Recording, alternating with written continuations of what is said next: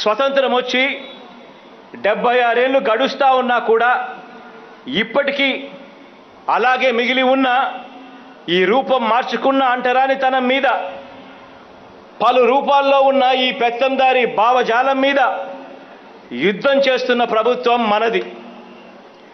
పేదలు గెలిచే వరకు, ఆ పేదల బ్రతుకులు బాగుపడే వరకు ఈ యుద్ధం కొనసాగుతుంది. 1947కు ముందు మనల్ని వేరే జాతి, వేరే దేశం పాలిస్తే దాని పరాయి పాలన అని చెప్పి అన్నాం మనం. ఇప్పటికీ కూడా గొప్పదైన ఈ ప్రజాస్వామ్యంలో కూడా మేము ఎప్పటికీ అధికారాన్ని అందుకోలేమని, ఎప్పటికీ ఫలానా వారితో పోటీ పడలేమని ఏ ఒక్క సామాజిక వర్గం, ఏ ఒక్క ప్రాంతం, ఏ ఒక్క కుటుంబం అనుకోకుండా మనం సహకరిస్తేనే ప్రజాస్వామ్యానికి, స్వాతంత్రానికి నిజమైన అర్థం. అదే మన నవరత్నాల పాలన పరమార్థం. ఇక మరో ముఖ్యమైన మార్పును కూడా తీసుకురాగలిగాం. గొప్పదైన మన ప్రజాస్వామ్య దేశంలో ఎన్నికల సమయంలో పార్టీ తరపున ఇచ్చిన మేనిఫెస్టోను ఎన్నికలు కాగానే చెత్తబుట్టలో పడేసే దుష్ట సాంప్రదాయాన్ని తుదముట్టించాం. ఎన్నికలైన తర్వాత మళ్ళీ అదే మేనిఫెస్టోను తీసుకొని ఇంటింటికి పంపి ఆ మేనిఫెస్టోను ఓ భగవద్గీతగా, ఆ మేనిఫెస్టోను ఒక బైబిల్గా, ఆ మేనిఫెస్టోను ఒక ఖురాన్గా భావించి ఇందులో ఇవి చెప్పాం, ఇవి చేశాం, ఇలా 98.5% వాగ్దానాలన్నీ ఇప్పటికే అమలు చేశామని ప్రింట్ కొట్టి మరీ ప్రజల గడప గడపకు వెళ్ళటం, వారికి ఆ అమలు చేసిన మేనిఫెస్టోను చూపి వారి ఆశీస్సులు తీసుకోవటం. ఇది ఈ 76 సంవత్సరాల స్వతంత్ర భారతదేశ చరిత్రలో మరే ప్రభుత్వము చేయని ఒక మహాసాహసం, ఒక పెద్ద మార్పు కూడా. మరో మార్పు, అర్హత ఉండి కూడా ఏ కారణం చేతైనా కూడా ప్రభుత్వ పథకాలను అందుకోలేకపోయినా వాళ్లకు న్యాయం చేయటానికి సంబంధించినది. సకాలంలో దరఖాస్తు చేసుకోలేకపోవడం వల్లనో, వెరిఫికేషన్ సమయంలో అందుబాటులో ఉండకపోవడం వల్లనో, లేక ఇతరత్ర మరి ఏ కారణాల వల్లైనా కానీ సంక్షేమ పథకాలను అందుకోలేకపోయిన వారందరికీ కూడా మళ్ళీ మళ్ళీ అవకాశం ఇచ్చి ఈ లెఫ్ట్ ఓవర్ బెనిఫిషరీస్లందరికీ కూడా పథకాలు అందిస్తున్న ఏకైక ప్రభుత్వం కూడా భారతదేశ చరిత్రలో మనది మాత్రమే అని కూడా సగర్వంగా తెలియజేస్తా ఉన్నా. ఇది ఈ 76 సంవత్సరాల స్వతంత్ర భారతదేశంలో మరే ప్రభుత్వము కూడా చేయని మరో గొప్ప మార్పు కూడా. ఇక నా ప్రసంగాన్ని ముందుకు తీసుకువెళుతూ ఒక 6 రంగాల్లో, ఇలా ఒక్కో రంగంలో మనం తీసుకువచ్చిన మార్పుల్లో మచ్చుకు 10 ప్రధానమైన మార్పుల్ని క్లుప్తంగా మీ ముందు ఉంచుతాను. మొదటగా మన వ్యవసాయ రంగంలో తీసుకువచ్చిన ప్రధానమైన 10 మార్పుల గురించి చెప్తాను. రాష్ట్రంలోని 52 లక్షల మంది రైతన్నలకు ప్రతి ఏటా 13,500 రూపాయలు చొప్పున రైతు భరోసాగా, పెట్టుబడికి సాయంగా అందిస్తున్న ప్రభుత్వం మనది. విత్తనం నుంచి పంట అమ్మకం వరకు రైతన్నకు తోడుగా ఉండేలా, దేశానికే ఆదర్శంగా నిలిచేలా ఏకంగా 10,778 రైతు భరోసా కేంద్రాలను గ్రామ స్థాయిలోనే ఏర్పాటు చేసి రైతన్నను చెయ్యి పట్టుకుని నడిపిస్తా ఉన్న ప్రభుత్వం కూడా మనదే. పంటల బీమాగా రైతన్న ఒక్క రూపాయి కూడా చెల్లించాల్సిన అవసరం లేకుండా మొత్తం పంటల బీమాను చెల్లిస్తా ఉన్న ప్రభుత్వం కూడా మనదే. ఆర్బీకే స్థాయిలోనే ఈ క్రాప్ను అమలు చేయటం ద్వారా పంట పండించే రైతన్నకు ప్రతి విషయంలోనూ పారదర్శకంగా మంచి చేస్తా ఉన్న ప్రభుత్వం కూడా మనదే. ఏ సీజన్లో జరిగిన పంట నష్టానికి అదే సీజన్ ముగిసేలోగానే రైతన్నలకు నష్టపరిహారం అందిస్తా ఉన్న ఏకైక ప్రభుత్వం కూడా మనదే. వ్యవసాయానికి పగటిపూట 9 గంటల నాణ్యమైన విద్యుత్తును అందిస్తా ఉన్న ప్రభుత్వం కూడా మనది. ఆక్వా జోన్లలో ఉన్న 10 ఎకరాల వరకు ఉన్న ఆక్వా రైతులకు ₹1.5కే విద్యుత్ ఇస్తా ఉన్న ప్రభుత్వం కూడా మనదే. పాడి రైతులకు పాల వెల్లువ కార్యక్రమం తీసుకొని వచ్చి ఈ 50 నెలల కాలంలోనే లీటర్కు ₹10 నుంచి ₹22 వరకు అదనంగా ఆదాయం సమకూర్చిన ప్రభుత్వం కూడా మనదే. మూతపడిన చిత్తూరు డైరీ సహా సహకార సంఘాలకు జీవం పోసిన ప్రభుత్వం కూడా మనదే.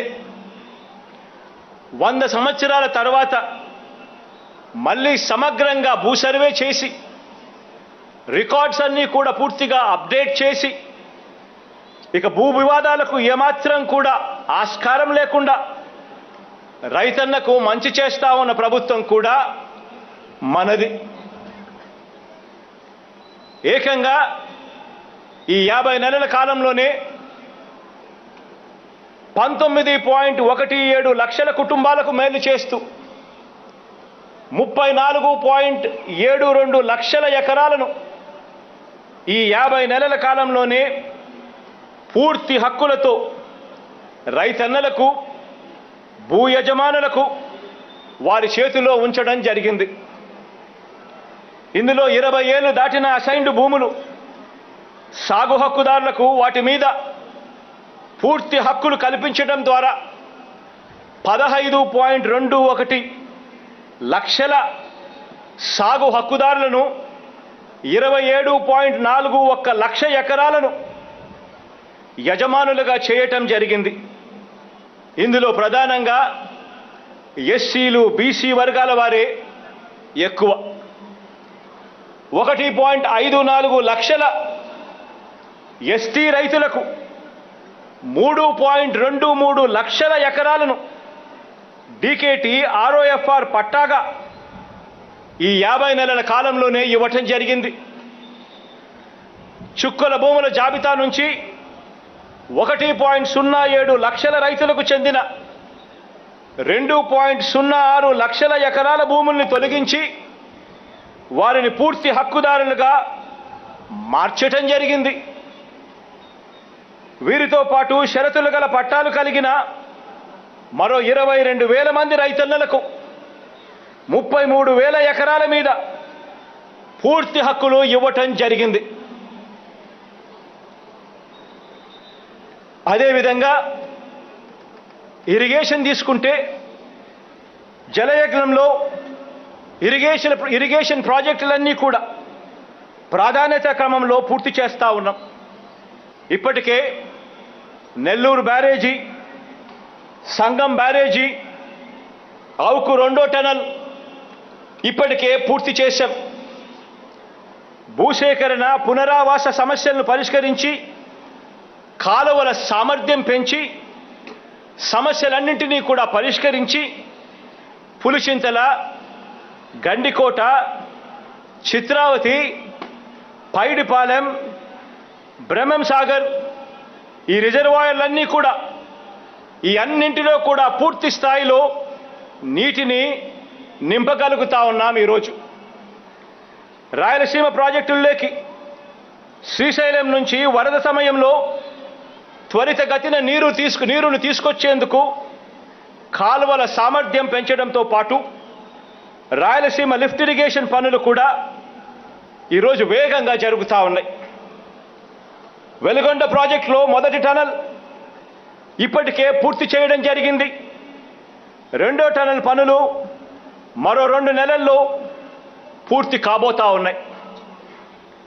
ఉత్తరాంధ్ర ప్రాజెక్టుల్లో భాగంగా వంశధార ఫేజ్ 2, వంశధార నాగావళి నదుల అనుసంధానం పనులు పూర్తి చేసి డిసెంబర్ కల్లా ఇవి ప్రారంభించడం కూడా జరుగుతుంది. తోటపల్లి తారకరామ తీర్థసాగర్ పనులు 2024కు పూర్తి చేయబోతా ఉన్నాం. ఇక రాష్ట్రానికి జీవనాడి అయిన పోలవరం ప్రాజెక్టు విషయంలో గత ప్రభుత్వం చేసిన తప్పిదాలు, సాంకేతిక సమస్యలన్నింటినీ కూడా అధిగమించి వడివడిగా ఈరోజు పోలవరం పనులు జరుగుతూ ఉన్నాయి. ఈ ప్రాజెక్టును 2025 జూన్ నాటికి పూర్తి చేసి జాతికి కూడా అంకితం చేయడం జరుగుతుంది. మొత్తం మీద గత ప్రభుత్వంలో మాదిరిగా ప్రాజెక్టులు ఫలితాలు రాకుండా అవినీతి ధ్యేయంగా ఇష్టారాజ్యంగా ఖర్చు పెట్టకుండా ఉన్న వనరుల్ని సద్వినియోగపరుస్తూ ప్రతి నీటి బొట్టును కూడా సద్వినియోగం చేసుకుంటూ ఆయకట్టును పెంచుకుంటూ ప్రాధాన్యత క్రమంలో ఇరిగేషన్ ప్రాజెక్టులన్నీ కూడా పూర్తి చేస్తా ఉన్నాం. ఇక రెండో విషయంగా మన విద్యా వ్యవస్థలో తీసుకువచ్చిన మచ్చుకు ప్రధానమైన 10 మార్పుల గురించి చెబుతాను. ఏటా దాదాపుగా 83 లక్షల మంది పిల్లలకు మంచి జరిగిస్తూ 44 లక్షల మంది తల్లులకు school maintenance fund, toilet maintenance ఫండ్తో కలిపి ఏటా 15,000 రూపాయలు వారి చేతికి అందిస్తూ వారి కుటుంబాలకు మేలు చేస్తూ ఆ పిల్లల చదువులను ప్రోత్సహిస్తూ చదివించే అమ్ములకు తోడుగా అండగా నిలబడుతూ అమ్మ ఒడి పథకాన్ని అమలు చేస్తా ఉన్నాం. నాడు నేడు ద్వారా 45,000 గవర్నమెంట్ బడులను పూర్తిగా వాటి రూపురేఖలన్నీ కూడా మార్చేస్తా ఉన్నాం. 12 అంశాలను తీసుకొని ఆ 12 అంశాలలో ప్రతి స్కూల్లోనూ ఉండేట్టుగా రూపురేఖలన్నీ కూడా మారుస్తూ ఉన్నాం. గవర్నమెంట్ స్కూళ్ళల్లో ఇంగ్లీష్ మీడియంను అమలు చేస్తూ ఉన్నాం. బైలింగ్వెల్ టెక్స్ట్ బుక్స్ను ఈరోజు గవర్నమెంట్ బడులలో పిల్లలకు అందజేస్తూ ఉన్నాం. ప్రత్యేకంగా ఆడపిల్లల కోసం ప్రతి మండలంలోనూ ఒక జూనియర్ కాలేజీని ఏర్పాటు చేశాం.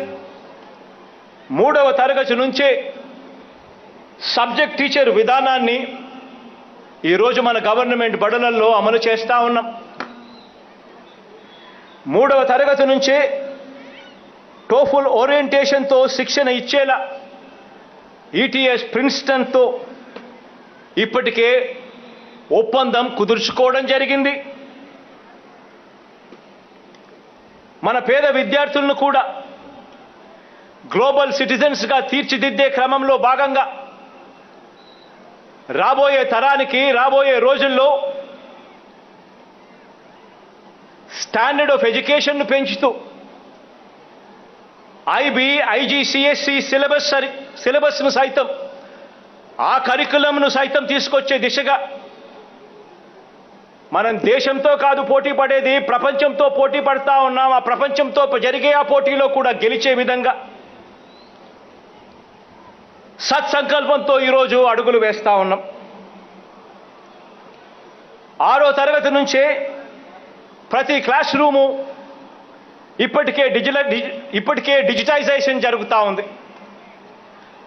6వ తరగతి నుంచి ప్రతి క్లాస్ రూమ్లోనూ ఇంటరాక్టివ్ ఫ్లాట్ ప్యానెల్స్ను ఇప్పటికే తీసుకొచ్చి వాటిని ప్రతి క్లాస్ రూమ్లోనూ పెట్టడం జరుగుతూ ఉంది. ఈ సంవత్సరం డిసెంబర్ కల్లా 6వ తరగతి నుంచి ప్రతి క్లాస్ రూమ్లోనూ కూడా పూర్తిగా ఐఎఫ్పి ప్యానెల్స్తో డిజిటైజేషన్ కంప్లీట్ అవుతుంది. పేద పిల్లలకు ట్యూటర్గా ఉపకరించే బైజూస్ కంటెంట్ను గవర్నమెంట్ పిల్లలందరికీ కూడా ఈరోజు ఉచితంగా అందించడం జరిగింది. 8వ తరగతి పిల్లలకు ఈరోజు ట్యాబులు ఇచ్చే సాంప్రదాయాన్ని మొదలుపెట్టడం జరిగింది. రోజుకో మెనూతో పౌష్టికాహారంగా ఈరోజు పిల్లలు తినే భోజనం మీద కూడా ధ్యాస పెట్టే ప్రభుత్వం ఒకటి ఉంది అని చెప్పి రుజువు చేస్తూ ఈరోజు గోరు మిద్ద అనే పథకాన్ని తీసుకొచ్చి గవర్నమెంట్ బడులలో ఈరోజు పిల్లలకు తోడుగా నిలబడతా ఉన్నాం. డిగ్రీ స్థాయిలోనే 100% ఫీజు రీయింబర్స్మెంట్ ఇస్తున్న ప్రభుత్వం ఈరోజు దేశంలో కల్లా ఈరోజు మన రాష్ట్ర ప్రభుత్వమే. ఫీజులే కాక పిల్లలకు భోజనము వసతి ఖర్చుల కోసం 20,000 వరకు వసతి దీవెనగా ఇస్తున్న ప్రభుత్వం కూడా దేశం మొత్తం మీద మన అందరి ప్రభుత్వం మాత్రమే. ప్రపంచ స్థాయిలో టాప్ 50 ర్యాంక్స్లో ఉన్న దాదాపుగా 330 కాలేజీలలో 21 ఫ్యాకల్టీస్లో